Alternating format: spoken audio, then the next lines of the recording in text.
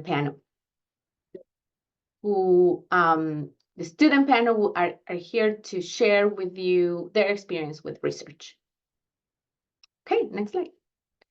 So let's start with what is independent research. And I hear this from a lot of students. I want to do research. I want to be involved. So what do you do? Where do you get started? So let's first start with the difference between independent research and just helping or assisting a faculty member with their research.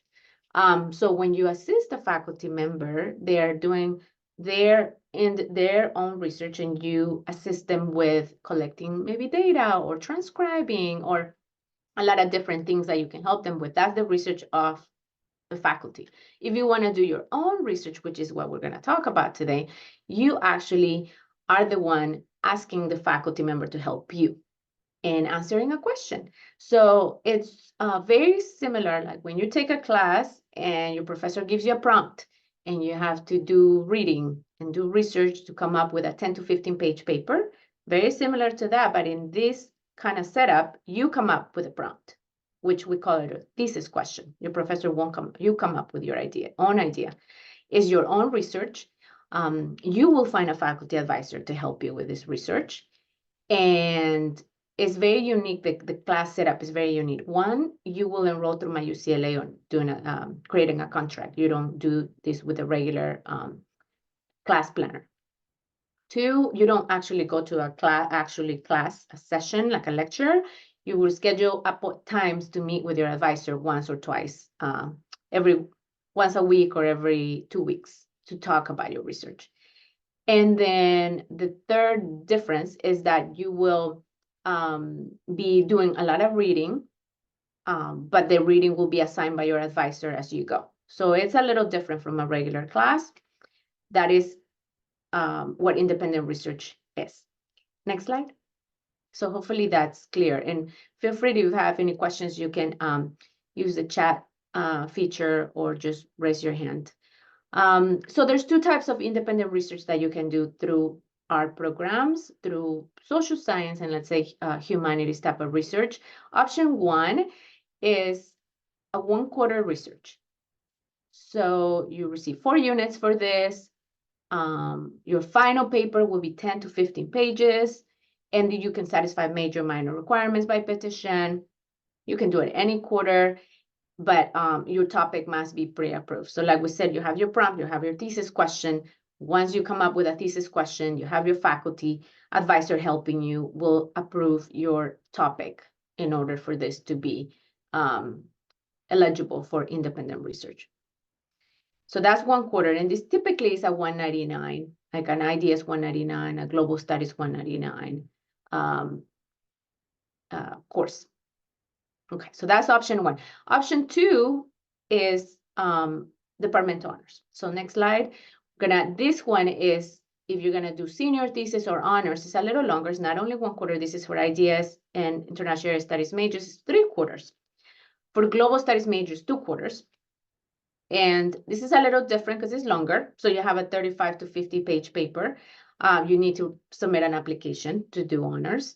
And typically students who do honors have a really strong interest in research and writing, and they have a topic that they really want to learn about and maybe answer this strong thesis question. So that's the 2 options that you can do in independent research with us. Next slide. Okay, so for honors eligibility, you need to be a senior, 3.5 GPA, and you have to submit an application. And like I said, it's due week 2 in the fall for IDS, and then for global studies, IDS and international studies, and for global studies is due week 3. Of the quarter will be the fall quarter.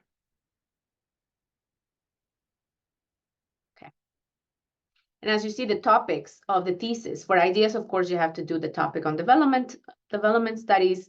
For global studies, it has to be globalization related. So all these topics, once you have your topic, your question, our office will approve it. We'll work with you on this. So if you're already thinking about if you satisfy these requirements, if you're eligible, if you have questions about eligibility, you can always talk to us. Remember, for IDS, you have to take at least 2 IDS core courses. And for global studies, all core courses must be completed by the time you're submitting this application. Okay, next slide. So any questions so far? I know a lot of information that I've given you. If you have any questions, you want to raise your hand or maybe chat. No? Okay.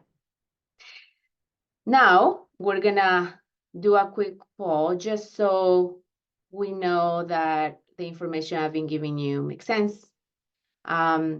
Oops, sorry, did I do? My bad. I already gave you the number 2. You don't know about this yet, so I'm gonna send you number 1 here, there. So 2 questions, I think we had 2 questions here. Yes. How do you enroll in independent studies course? Take some time. Remember, this is anonymous, so you don't have to worry, even if you don't get it right. That's the reason we have it, because it's a tricky question. And I said it early when I started, so maybe you were still not totally focused. So there's a few more. And our seniors could answer the question too.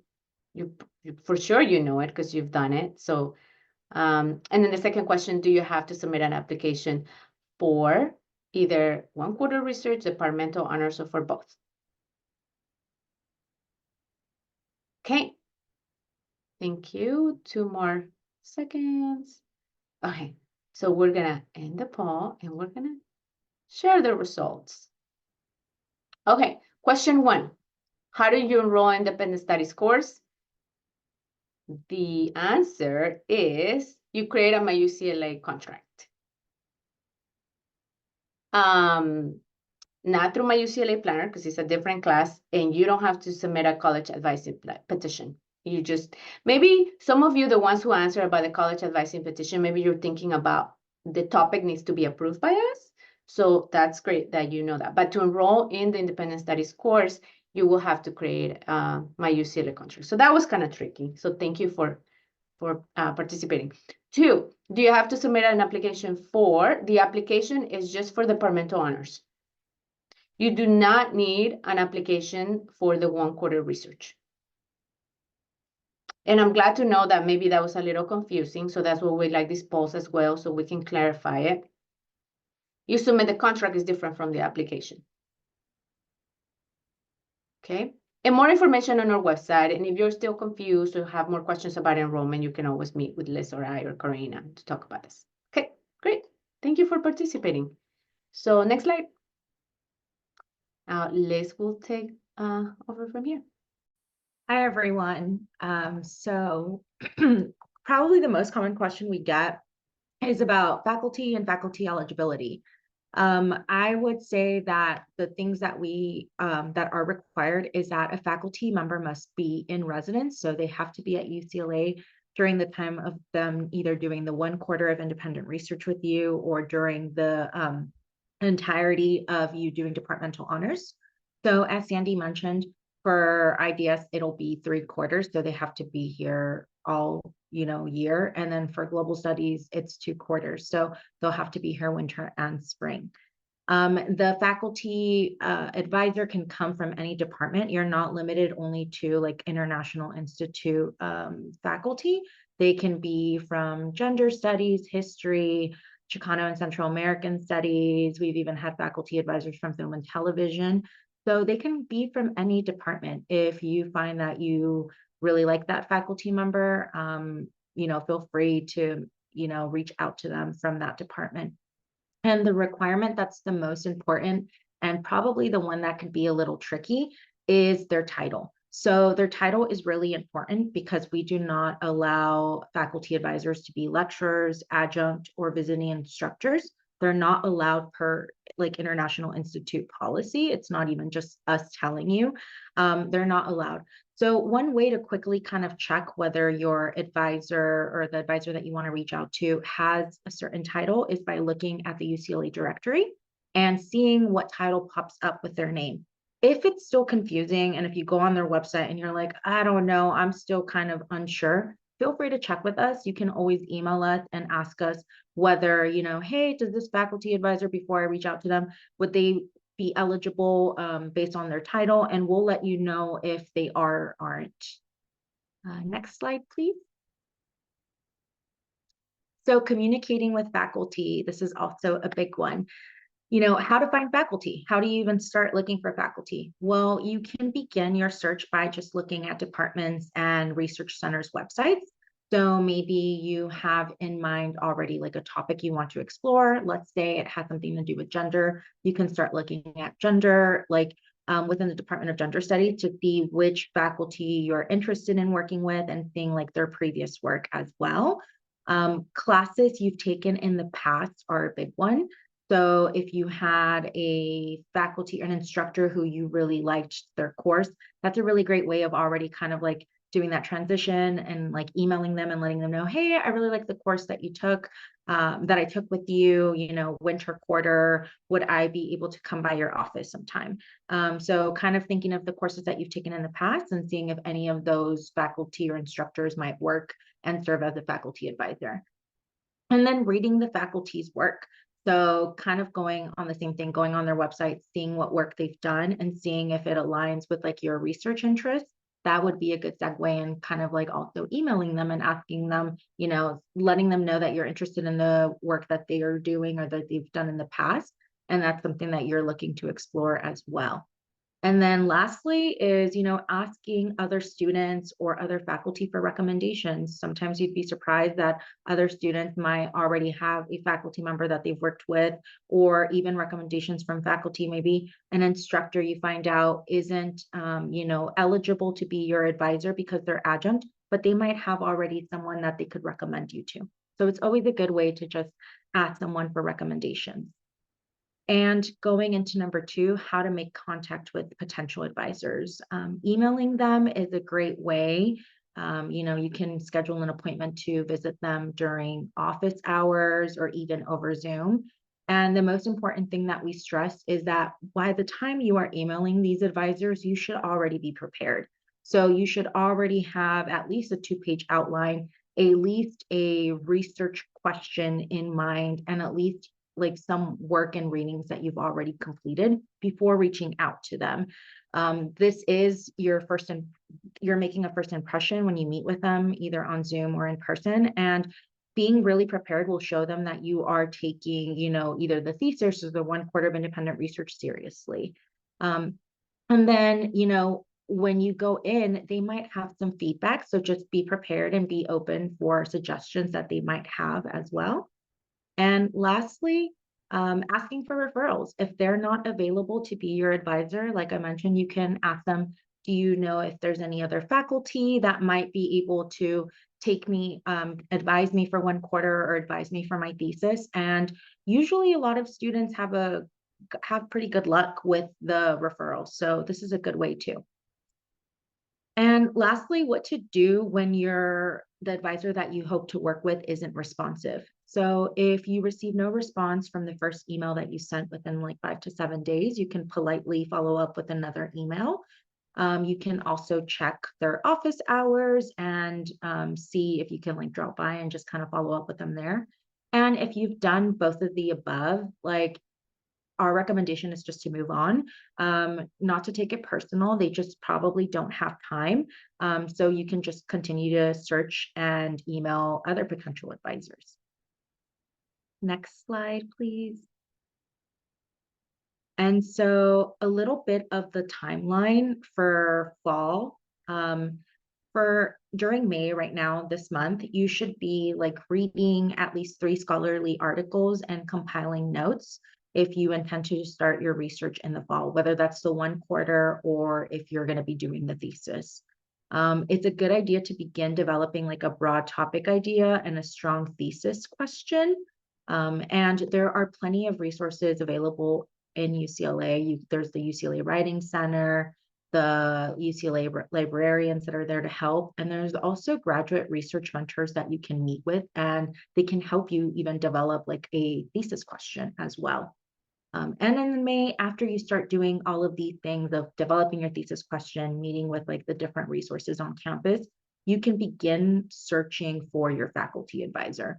We recommend doing it in like spring and before summer ends, only because a lot of time faculty also go on vacation during the summer, so they might not be as responsive. So you don't want to really wait until like if you're doing like, let's say honors or even one quarter, like the week 0 of contacting advisors. I mean, you can, but it's not recommended because you're probably going to be stressed trying to secure an advisor.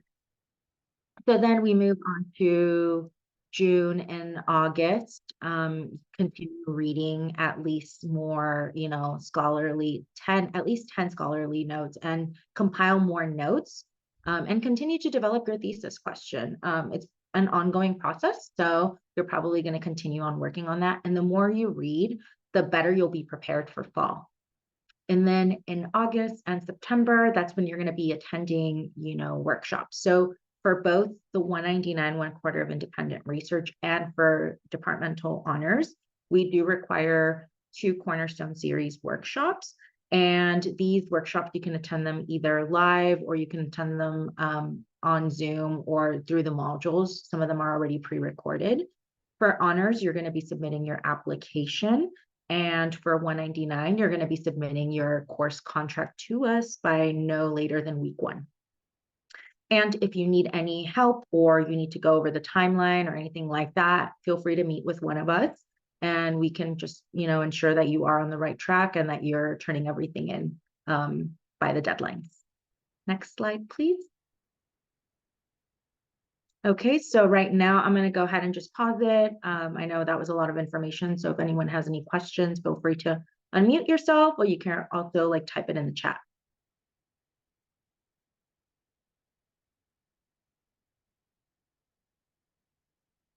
Okay. I have a question. I can't find the raise hand button, my bad. But I was just wondering, 191, it comes up on our DARs, that's the independent research, and then 199A and B is the honors, right? So 191 is actually your senior seminar, which will be like a small seminar course that is for either global studies, international and area studies, or IDS. So that'll be separate. That is a required course. Whereas let's say you do IDS, you do 1 quarter of independent research, that's not necessarily required. So the seminar is different than the 199 and then the 199A and B for global studies. And then for international and area studies and IDS, it would be 198A, 198B, and 198C. And those are the departmental honors. But for you, I think you global studies major? Yes, global studies. So you'll have your global studies 191 seminar, which will be just like a regular requirement. And then the senior capstone is going to be, you're either going to have the choice of 199, which is the 1 quarter of independent research, or you can do the thesis, which is 199A and 199B. Got it. Thank you. You're welcome. And just to add to that, thank you for asking that question, Hansika. I forget that sometimes students get confused with the DAR, how it shows. 191, Global Studies 191 is offered every quarter, except for summer. So you can take it in fall, winter, and spring. And then the second part of the capstone, which Liz mentioned, is either the research or internship or the thesis, can be taken any quarter, except for the thesis that needs to start ahead of time because you have 2 quarters.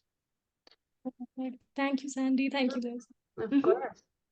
And I know there's a question, I think, in the chat. I just saw, Liz, for honors, how does class enrollment work for fall if we're not applying until week 2 of fall?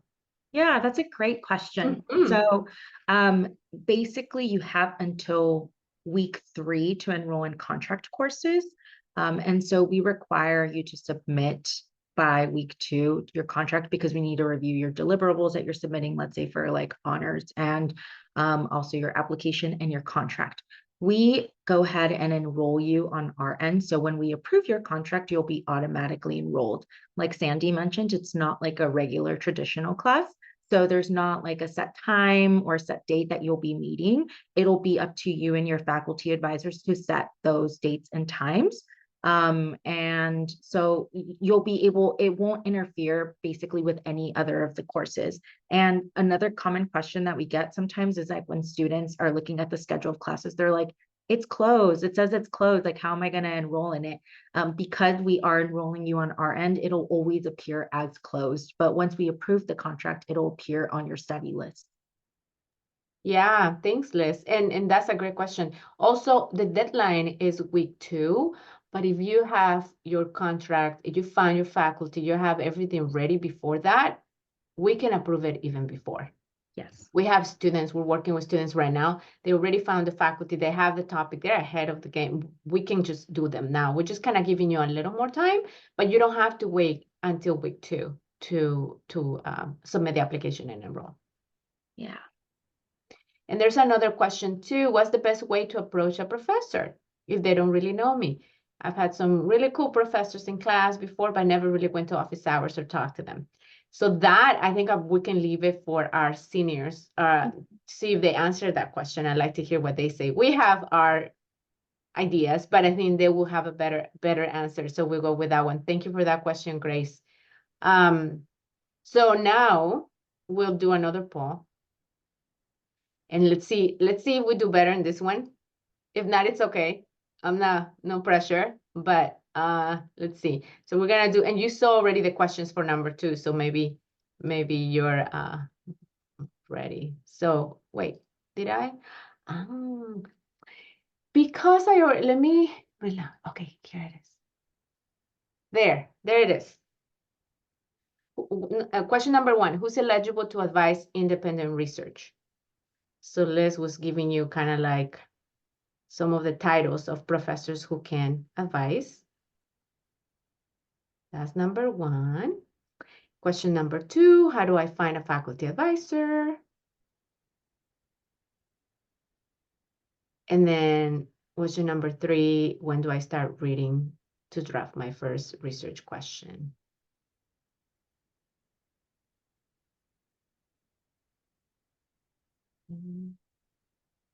Like a couple more seconds.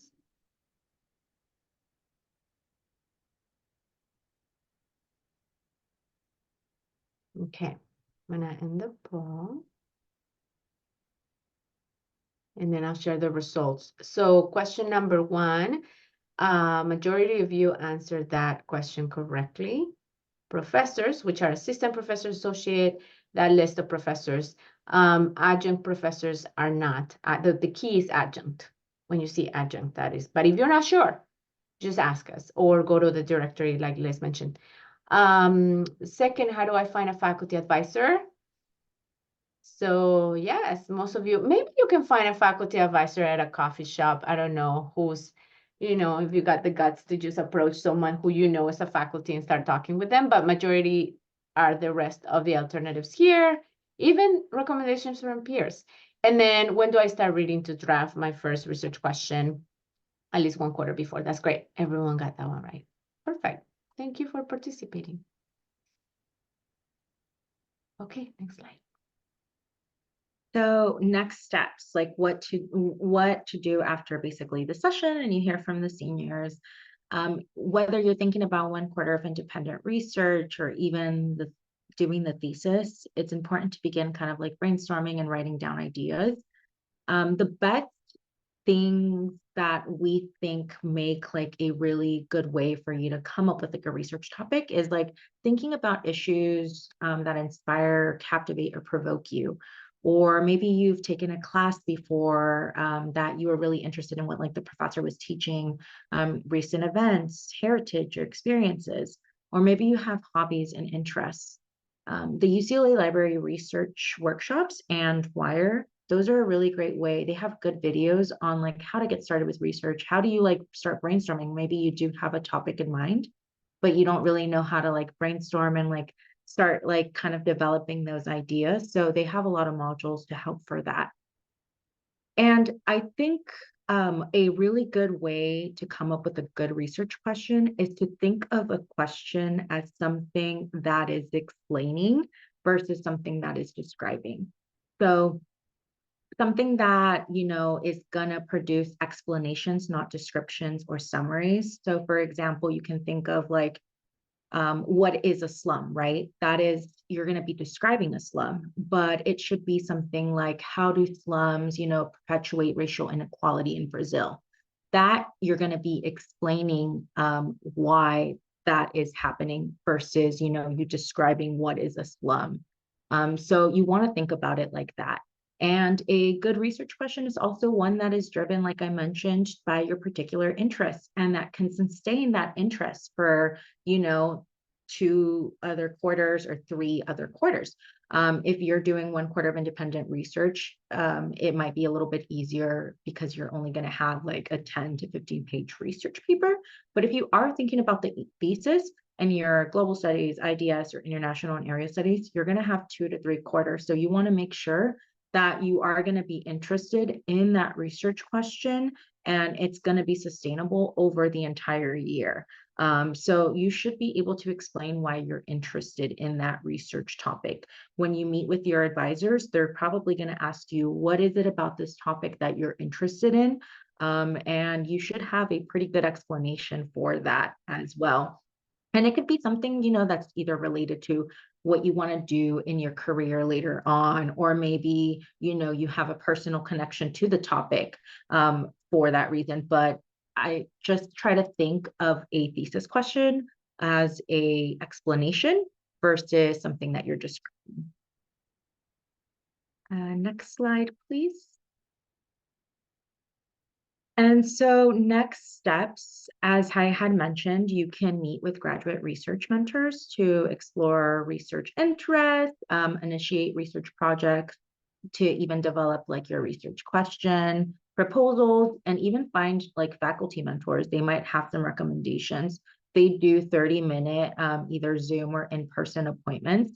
So you can go on the UCLA Undergraduate Research Center, Humanities, Arts, and Social Sciences website, and you can go ahead and schedule an appointment with them through there. It's something that we really recommend for students to do, and there's no better way than to kind of get some feedback and get some help from the graduate research mentors themselves. And next slide, please. So that was kind of it for our presentation. So now we're going to transition into the student panel. So we are going to go ahead and let these students briefly, if they could please introduce themselves, their name, major, and their thesis title.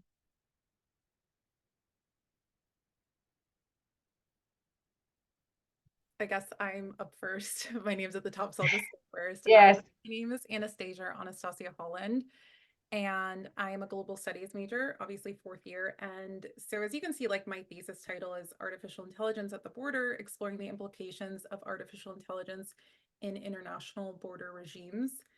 And for me, this topic kind of came out of a lot of classes I've taken, especially being a GS student, really learning about migration and kind of how that affects the economy and what restrictions are in place. So this was an opportunity for me to kind of expand that and explore that in the way that I wanted to. So.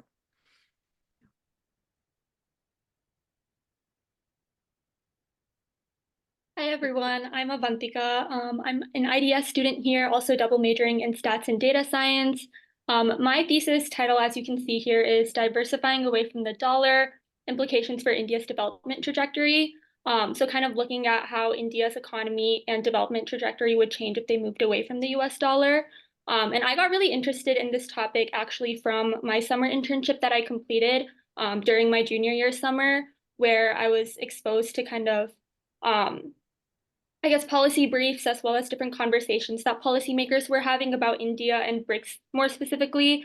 And so I thought this would be a great way for me to delve more into something I heard a lot of conversations about, and it's been a great opportunity to research that interest a lot further.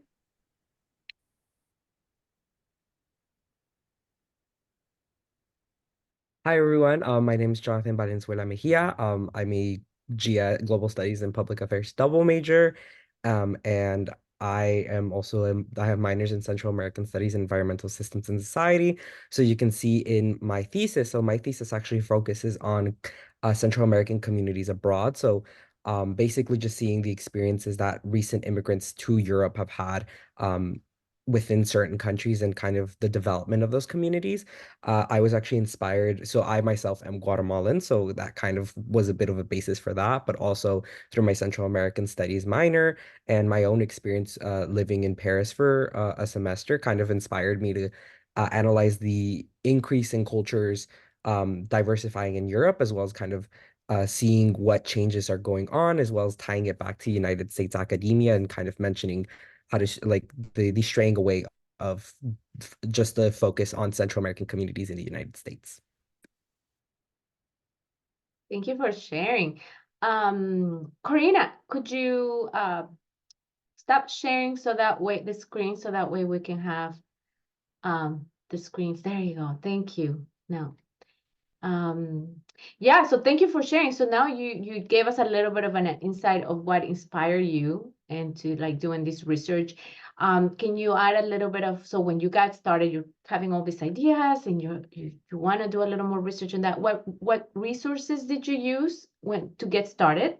Any UCLA resources that you used? And then give us, if you can quantify, how much reading did you do before you came up with your like question? Maybe we'll start again with Jonathan. Oh yeah, I was gonna say, so I was very fortunate that I did 2 research programs. So I did Research Revealed, which is a program that a really good friend of mine recommended to do actually. So I did that my freshman year, but I think it's available up until like for transfers as well. And then I also did Research Rookies, which was with AAP. So that kind of exposed me to like the experience of looking through research, also through my classes. I had to do a lot of readings and I kind of acquired those. So for me, at least in my background of Central American Studies, I had a lot of readings already done that I had already analyzed in my classes. So I kind of pulled a lot from those, but it also took a lot of investigating and researching, especially since it's such a nascent field. There's very little mentions of Central Americans in Europe. So it took me a lot of digging. UCLA Library was very useful for that, just using the keywords, the parentheses, the commas, etc., just trying to figure out the exact details to find papers that talk about my theme and my topic. And, just compiling those readings together and kind of analyzing them and seeing what can I pull from to add to my thesis. Thank you, Jonathan. Nastasia or Avantika?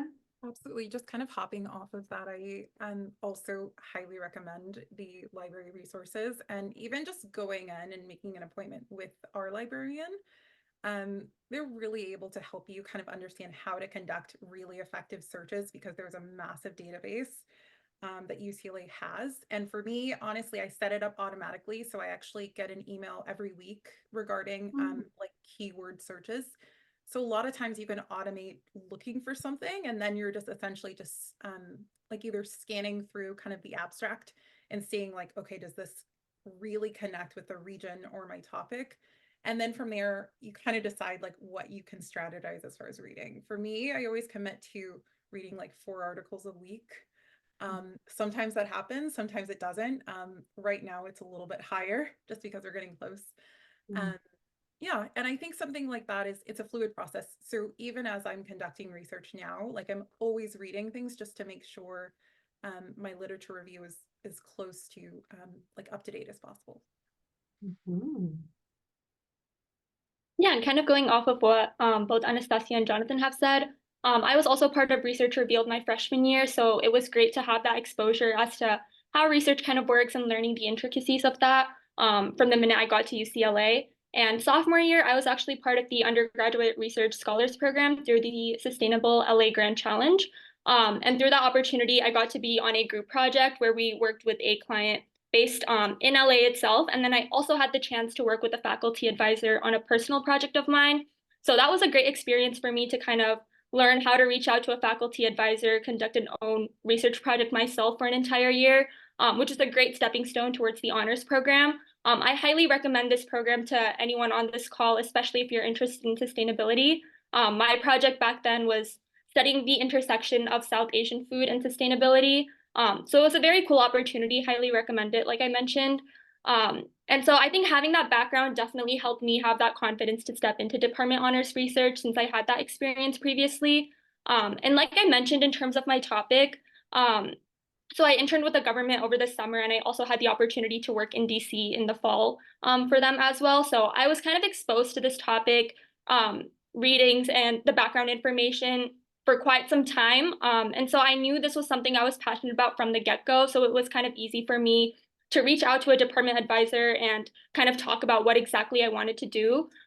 So I highly recommend to like start thinking from now on what exactly you want to research, because like Jonathan mentioned, some of my interests also lied within countries that aren't necessarily talked about as often in literature and research. And I think that's a bigger problem that we have in academia that needs to be discussed. And so having that opportunity to kind of look into things early on did help me also narrow down my topics and figure out my interests a bit more. Thank you so much for sharing. I mean, you're showing how much work, commitment, but also how much like passion and inspiration you're getting from all these outside activities that you're involved with. So thanks for sharing those resources. Liz, you have a question for them? Yes, I do. Thank you all for sharing. And Anastasia, if you don't mind me kind of going into it, I know that because you're a transfer student, so if we do have any other transfer students here, they might be kind of curious, like, how did you start with like research as soon as you got to UCLA? Because I know you did. So if you don't mind kind of going over that. Yeah, absolutely. And cheers to the other two. Sorry, I forgot names, but that's amazing that you guys hopped in with those programs. For transfers, it was a little bit more challenging, and I highly recommend the SRP 99 course, because it's a pass or no pass course, and it allows you to work with a faculty advisor and to also conduct research, but it's less pressure. So if it, for me, like that was the first thing I went into winter quarter when I arrived. And it really allowed me to kind of explore things, ask questions, and to understand the structure of how research works, and kind of like get accelerated into how that works. The other thing I recommend is, and I'm sure we'll talk about this a bit later, is just attending office hours, even if you don't necessarily like click with the course. Just by making that impression in person, it's something that you can easily circle back to, because you never know. Even now, like it's still spring quarter, I definitely recommend go to office hours, because you never know, when you're back in fall, you may find that that person or that faculty member really connects with what you want to do for your research project, or might have a really good recommendation. So for me, that's how I felt like I got most involved, was just really connecting with faculty, like one-on-one, even if it's just like, hey, I just want to get to know you and ask a few questions. So. Yeah, thank you for sharing that. And that kind of leads us into our next question, how to find a faculty advisor. So we know that finding a faculty advisor can sometimes be a little bit challenging for students, especially when, there's like multiple students asking at the same time, like can one maybe instructor, like, can you be my faculty advisor? So can you talk us like through how you did it, how you found your advisor, and maybe any tips or advice that you may have for students who are going to begin their search? Yeah, I got pretty lucky with my department honors search, because I remember hopping on a call with Sandy, and she recommended someone who could advise for me. And that was the first person I think I reached out to at that time, and he agreed to be my advisor. So I think that part was pretty easy for me. But I remember sophomore year, through the other program that I did, when I had to find a faculty advisor, it was not that simple, especially because of the niche nature of the topic. I think compared to what I'm at least studying right now. So I think what I recommend, like Sandy and Liz mentioned during the slides, is definitely going through a lot of the department, I guess, where they list out everyone's emails and what they're researching. I found that particularly helpful, because you can also click on the faculty member's name and read more about classes that they've taught, things that they've researched, things that they've wrote about in the past. So it was kind of easy for me to make connections through cold emailing, being like, hey, I saw that you researched about this topic. I was really interested reading your work that I found online. I thought we could connect. This is what I'm researching. So kind of making that personal connection when you're cold emailing by looking even through these department lists, I think is what I would suggest, and what I found really helpful, because obviously it can be intimidating if you don't have that connection at first, but trying to make that initiative still can be, I think, your best bet in that regard. Thank you. And then Jonathan or Anastasia? I was gonna say, so for me at least, I was very fortunate. I think I did a lot of the connecting with my within my field very early on. So I would say like, Central American studies, there's not a lot of people who are studying Central America, but UCLA has like some of the most forefront leaders in Central American studies, which I think really made that really, really easy. So I took a bunch of classes from Central American studies since freshman year, and I kind of had a list of professors that I kind of knew were like would be interested in this. So I kind of thought about them. I also had a previous faculty mentor from my other program with AAP, so I already had the experience of finding a mentor. But with my professor, actually, my current mentor, after I came back from my study abroad, she was offering a class on Central American film. And I just went to her office hours and I signed up for that class because I felt it was really interesting. And I got to talking to her, and I realized that she was the ideal advisor, because she's from Spain, so she's Spanish, but yet she has a background there, but she also studied Central America and studied Central American immigration and culture. So I was like, okay, perfect. And I asked her before I had to. I asked her like in spring quarter last year. I was like, hey, would you be willing to be my thesis advisor? And she's like, yes, of course. So she's been really supportive, and she was very excited about it as well. So it was more of that networking and just taking classes beforehand to build a little bit of rapport, so then you can reach out. But I definitely think that you don't have to necessarily take classes with those professors.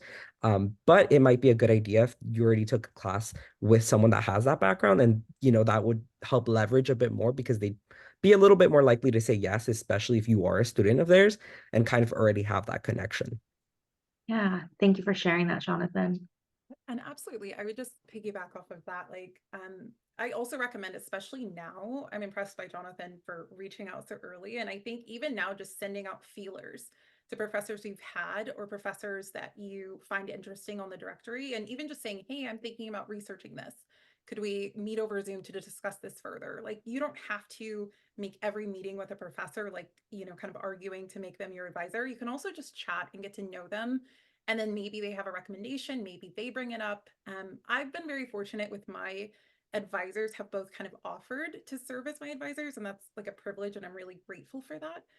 But I've also had friends who went through the experience of emailing like 10 and 11 advisors, and the 12th person ends up being the right, fit for them. So speaking of that, like, please don't give up. Like, professors are very busy, and it's often not personal at all. But the right one will click for you. Thank you. Thank you all for sharing. Sandy, do you have the next question or anything else to Yeah. add?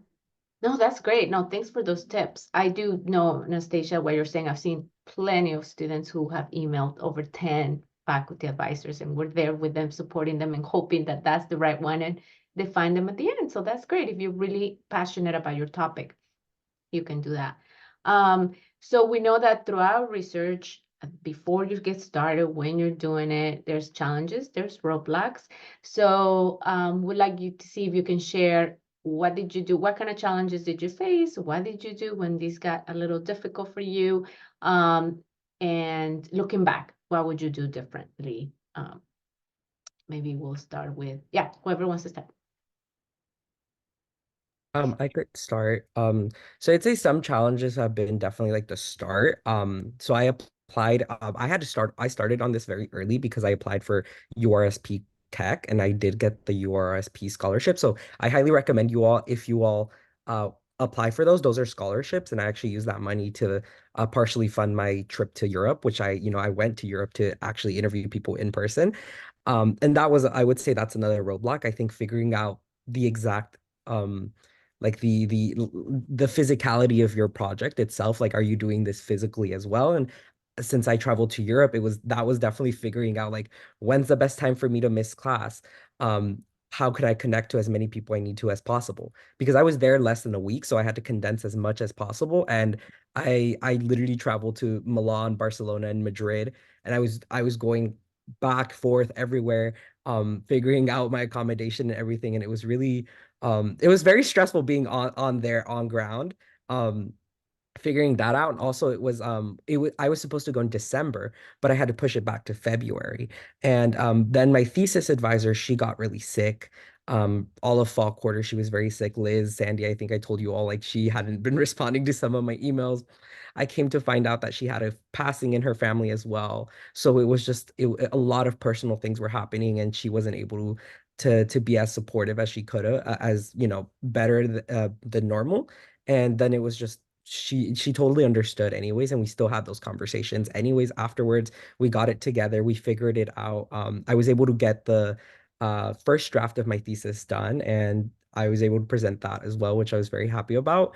So it worked out in the end. But I would say mainly just probably for me, at least on my part, I probably would have organized a bit better, but also be prepared for the unexpected. I think that would be something I didn't really anticipate my thesis advisor going through one of the worst like quarters of her life. So I would suggest maybe like thinking a bit like, okay, how can I prepare in case I have to be a bit more independent? And I think that was my main roadblock as well. I wasn't prepared to take on a lot of the stuff by myself. But at the end of the day, it worked out. The thesis it's getting written, and we're able to check in. Me and my thesis advisor, she's doing a lot better. I'm very happy, and she's very well now. But yeah, I would say those were some of the roadblocks that I had faced. Yeah, sorry to hear about that, Jonathan. I know you share it, but yeah, it is tough. And sometimes you cannot prepare for these things as much, right? Things happen in life, and it's just another learning part of this process. How do you roll with the punches at that time? Anyone else would like to share? Avantika, you go. Oh, Anastasia, you can go for it. I saw you. Oh no, I was it's hard over Zoom, right? I can't Yeah, I anticipate. know. It's always Um, the awkward eye contact.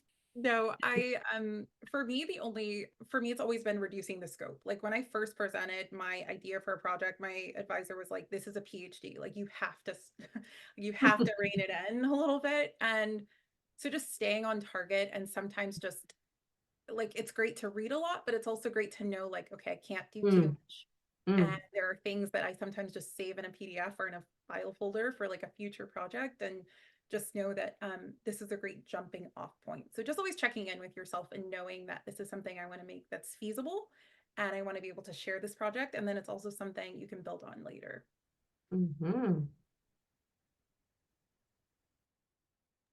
Yeah, I think kind of echoing off of that, time management was definitely something that I faced a lot of issues with, just because of like course load and other commitments. And my advisor also wanted me to finish my entire thesis by winter quarter so we could work on editing everything and like getting it ready for publication over the spring. So trying to cram everything within that, those 3 months was definitely a lot for me, especially with school. But making sure I was balancing, working on my thesis and taking care of myself was something that I had to prioritize and like make sure I was actually actively doing. And I think going off of that, something that I also struggled with was just facing a lot of roadblocks in terms of research and where I wanted to go with my project. And so making sure that I was proactive, actually seeking out resources and asking for help when I needed to was something that I had to be proactive about as well. I think you can't figure out everything on your own, and that's something that I had to come to terms with over the course of doing my project. So for example, one component of my project includes, a lot of coding and data analysis, and I was struggling a lot with doing all of that. And so I found the Data Science Center that is actually at the library to be very helpful. They provided me with a lot of resources. I was able to talk about my code with some of the librarians here, and they were able to help me walk through it and also suggest me other resources as well. And this wasn't something that I previously used before. So I think just being proactive, seeking out help either from your advisor, external resources is something that can really help and alleviate a lot of stress, especially when, you're facing these roadblocks and you don't really know what the next step with your research project is. Yeah, thank you for sharing. Actually, Avantika, we didn't know. I wasn't aware of that data science, and I know you center and you share it with me, and now we have it. We're sharing that with students. So even students finding all these helpful resources to help each other. That's great. And then Liz, we have our last question. Yeah, so the last question to kind of end on a light note is that congratulations, you're almost done, with your undergraduate research. Do you have any plans for your project? Are there any exciting developments that came from your project? And we would basically just love to hear about like your journey and like where it's taking you, what you plan on doing with it.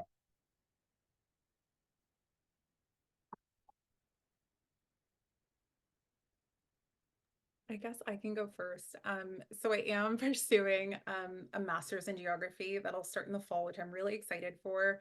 So for me, it's really exciting. I can build on this project and also integrate the skills like remote sensing and GIS into this project and essentially build upon it. So the hope is that I'll be publishing in the fall and incorporating like that data into it. So very excited, but the thesis is still in progress. So I appreciate it.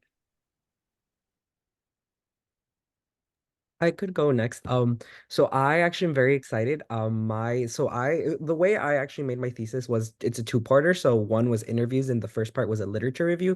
So the first part, the literature review, I actually presented at a conference at the undergraduate research conference on the EU, and I was actually awarded. So it'll be published in, I think, October. So I'm very excited for that. I really it was such a fun experience, that conference, and I highly recommend if you all in the future. They paid for everything, so it was very nice. It's fun. But yeah, it's gonna be published. And I realized how much I care about this topic just as having family in Europe now who are directly, friends that are Central American living in Europe. I really care about this topic. I'm really passionate about Central American studies, so I think I'm gonna pursue a master's in it in American studies and maybe even a PhD. My thesis advisor she's been trying to convince me to come here to UCLA to do my master's, and it's an option. I'm considering it, but I definitely think I'm going to pursue it further. I think there's like Anastasia mentioned, I had this huge scope of interviewing 30 people, and then my thesis advisor like, bestie, you're gonna have to do that a lot less. But I think it's such a nascent field, but it has so much development. It has so much like opportunity to really uplift people in a sense of bringing visibility to people not seen before. And I think that's what my work has felt. It's felt impactful, and I think I want to continue that. So either a PhD or a master's. Before I didn't even consider that. Before doing the thesis, it wasn't even an option. But now that I know, oh, I really care about this topic, I actually want to pursue it. I want to study it further. So that might be in the near future, but in the meantime, I'm going to be doing a fellowship in New York for the year. But I think in the future, I'll definitely go back to school. Yeah, I'll be starting work only in September, so I've had conversations with my advisor about, continuing the work over the summer, just in terms of publication and stuff. So grind doesn't stop, I guess, for a while, but I'm super excited to kind of see this finished product. It's been a passion project for basically a year at this point, so it's very rewarding, like both of them have said, to just, kind of figure out this final stretch. But yeah, super excited to also start working. I've gained a lot of skills that I know through this entire process that's going to be helpful for me in the future. So yeah, very excited. Yeah, congratulations to you all. You all are so accomplished and done so many wonderful things like during your time at UCLA, and in the future there's like no doubt that you will all go on to do some great things. So thank you for sharing all of your tips and like insights to like writing a thesis, and we really appreciate you being here and sharing that with students today. So thank you. And I'll just go ahead and open it up to any of the students that are here. If you have any questions for our student panel, feel free to unmute yourself, or you can ask them in the chat.